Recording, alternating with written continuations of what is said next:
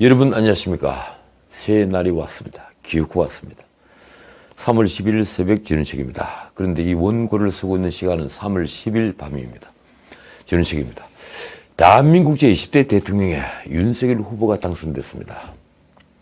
10일 오전 3시 넘었을 때까지 초접전을 벌여서 보수 우파들의 가슴을 졸이게 했지만 단 한 차례도 재익전을 허용하지 않고 최종적으로는 1639만 4815표, 그러니까 48.56%를 얻어서 1614만 7738표, 47.83%를 얻은 이재명을 24만 7077표 차이로 이겼습니다. 이 차이는 0.73%포인트. 문자 그대로 초박빙인 차이에 지나지 않지만 이 승리는 폭증으로 얼룩진 대한민국을 다시 정상국가로 돌려놓는데 부족하지 않는 차이였습니다. 저는 이 시간 KBS 특설 스튜디오에 앉아 이 개표 방송에 출연하고 있었습니다. 이날 개표 방송이 본격 시작된 밤 7시 30분경 방송 3사 출구조사는 윤석열이 0.6%포인트 차이로 신성한다고 발표됐습니다. 동시에 JTBC는 이재명이 0.7%포인트 차이로 이긴다는 독자 출구조사 결과를 발표했습니다. 개표 직후에 사전투표가 먼저 열리면서 이재명의 표가 윤석열을 크게 앞서자 출구조사를 믿기 힘들다는 말과 함께 JTBC 출구조사가 맞을 수 있다는 말이 제 주변에서 들려왔습니다. 이번 대선은 사전투표율이 워낙 높았기 때문에 그런 의심이 컸던 겁니다. 그러나 저는 마음이 아주 편했습니다. 전문가들의 보정지차를 거친 방송 3사의 출구조사를 믿었기 때문입니다. 상황은 10일 오전 12시 30분쯤에 반전이 됐습니다. 이때 윤석열이 비로소 이재명을 앞질렀습니다. 그 뒤에 단 한 차례 재익전을 허용하지 않은 채 0.7에서 1%포인트 차이를 유지했습니다. 제 주변에서도 출구조사 결과가 이렇게 정확할 줄 몰랐다는 말이 들렸습니다. 제가 출구조사를 믿었던 건 2002년 16대 대선 때 처음 도입된 방송 3사 출구조사가 그동안 100%의 적중률을 보였기 때문입니다. 한편 대선 직전 여론조사 예측은 완전히 빗나갔습니다. 선거일 6일 전부터 깜깜이 기간 동안 실시된 3개 여론조사 기관의 예측조사가 발표됐죠. 그런데 그 예측조사에서 윤석열은 이재명을 오차범위 밖에서 앞서고 있었습니다. 그게 모두 틀렸던 겁니다.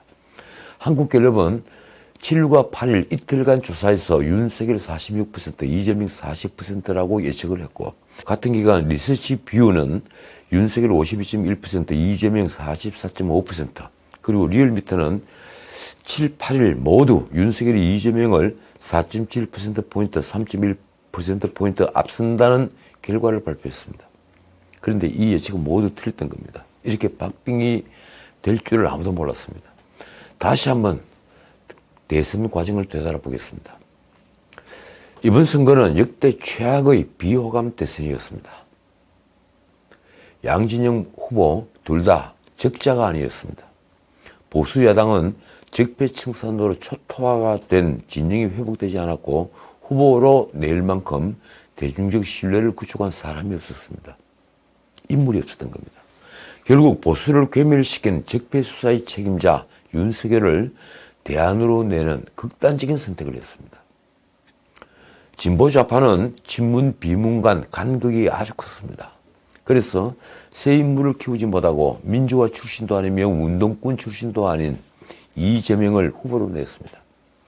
이러니 당연히 후보들 본인 리스크가 먼저 문제가 됐습니다. 그런데 윤석열은 보수 괴멸의 장본인이라는 지지층의 이완을 부르는 리스크였지만 이재명의 리스크는 근본적으로 통치자의 자질에 관한 리스크였습니다. 대표적으로 선거 끝까지 따라붙은 대장동 게이트가 그것입니다. 그뿐 아니라 그에게는 형수욕설, 그리고 검사사칭, 음주운전 등 전과 사범, 또 지지층을 제한하는 여러 도덕성 문제가 리스크가 됐습니다. 특히 대장동 게이트는 이재명 본인이 빠져나오기 위해 애를 쓸수록 더 깊이 빠져드는 늪 같은 것으로 선거 끝까지 갔습니다. 이번 대선에서 패배한 이재명에게 과거 대선에서 패배한 다른 패배자와는 전혀 다르게 정치적 미래가 보이지 않는 이유입니다. 배우자 리스크도 문제됐습니다. 이 배우자 리스크는 처음엔 윤석열 쪽이 훨씬 더 커 보였습니다.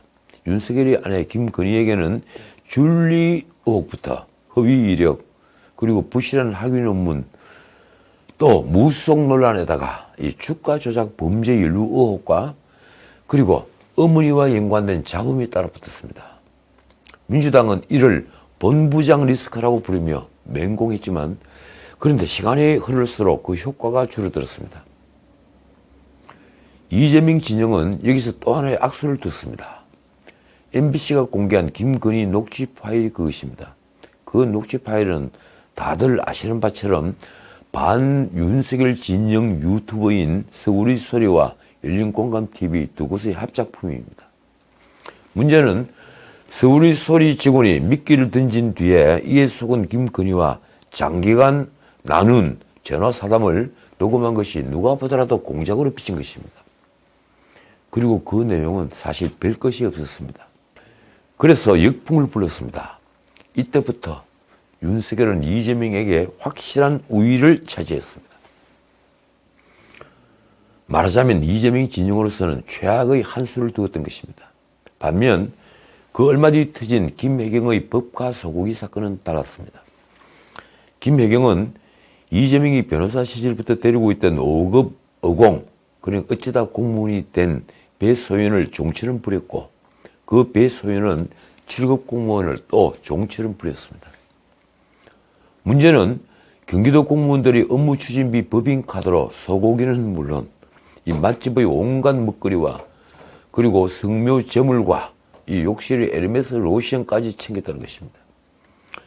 이 불법 추종 관계와 그리고 공사를 구분하지 못한 횡령 범죄는 장사미사 아내들의 가슴에 불을 찔렀습니다. 진영 논리와 거리가 먼 평범한 가정주부들의 민심이 완전히 돌아섰던 것입니다. 또 하나 이 프레임 싸움에서 결과적으로 윤석열이 이겼습니다. 솔직히 전략 싸움에서 윤석열 캠프는 밀렸습니다. 슬로건과 홍보 사진까지 이재명 쪽은 매끄러웠습니다.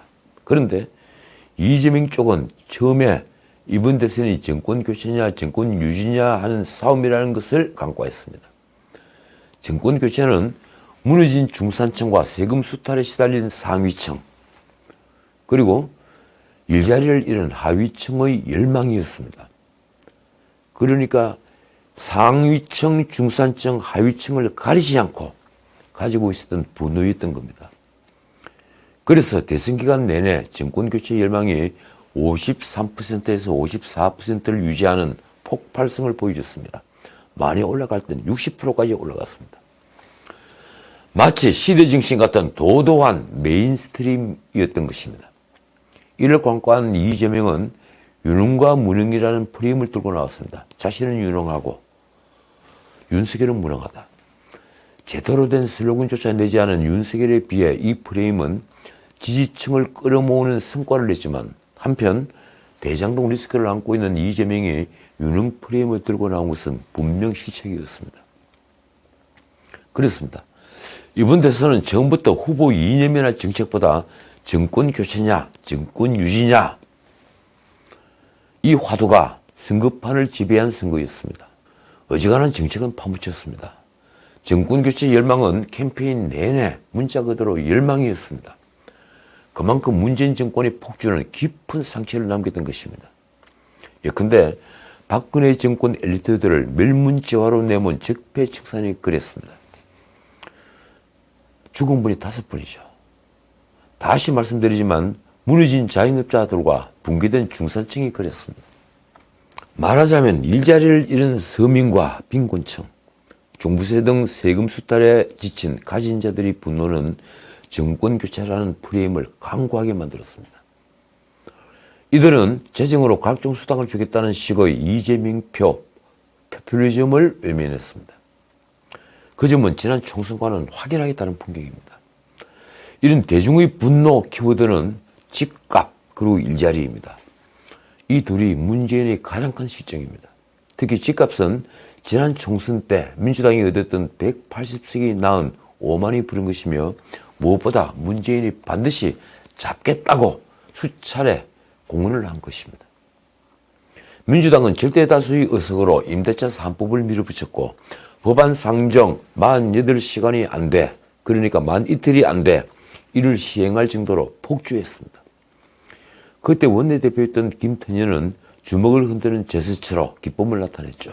그 사진은 우리 민주주의의 민낯을 보여준 사진으로 남았습니다. 그 임대차 3법은 집값 폭등을 불렀으며 전월세 대란을 불렀습니다. 이 강남의 좋은 집을 가진 소수와 다수 대중을 편가르기 하면서 이 종부세도 왕창 거둘 수 있다는 권력의 계산은, 그런 얄팍한 계산은 여지없이 틀어졌습니다. 집 가진 사람은 고통에 빠졌지만 집 없는 사람들도 다시는 집을 가질 수 없다는 절망을 알았습니다. 전월세로 그 세금이 증가되는 바람에 전월세 대란이 벌어졌습니다. 사라진 일자리를 회복하지 못한 것은 문재인 권력의 이념 때문입니다. 문재인은 철저히 친노조 반기업 기조 아래 움직였습니다. 노동 3법과 중대재해법이 그 산물입니다. 또 최저임금의 급격한 인상과 주 52시간제로 노동시간을 급격하게 단축한 게 그렇습니다. 가장 큰 피해자는 자영업자들과 거기에 일자리를 가진 서민들이었습니다.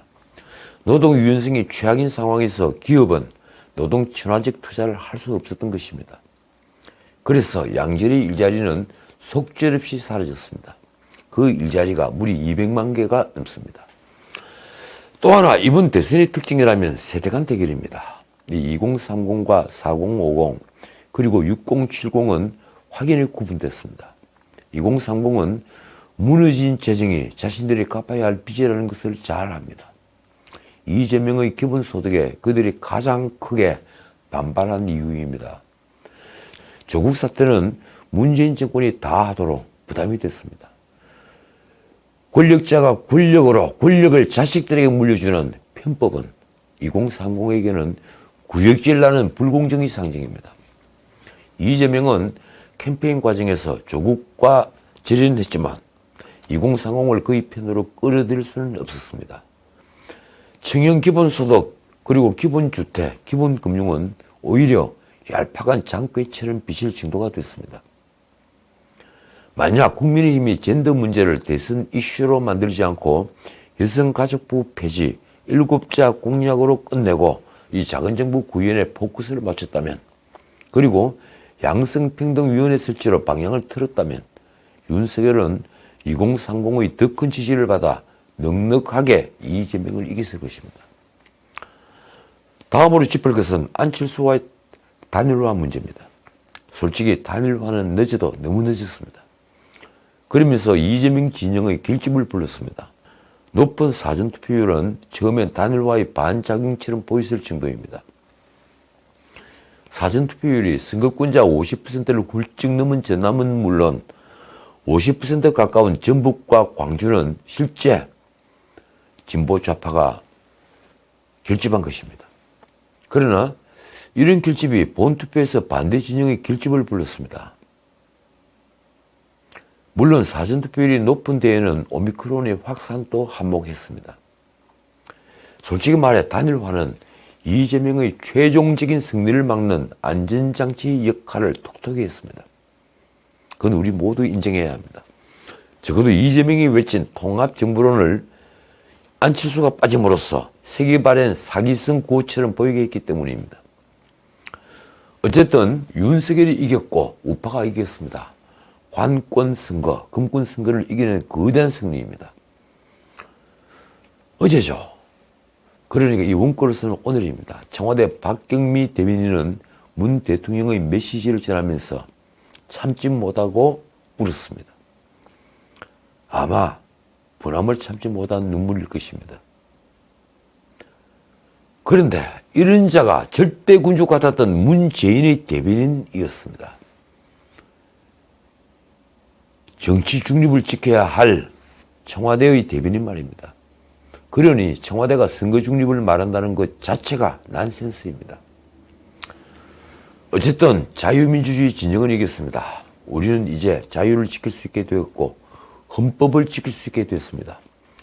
제가 수차례 말씀드렸다시피 자유민주주의냐 유사사회주의냐, 헌법을 지키느냐 아니면 헌법을 파괴하느냐, 이 갈림길에서 우리는 엉뚱한 곳으로 가지 않았습니다. 그러나 박빙으로 이겼으니 윤석열 정부 앞길은 험난합니다.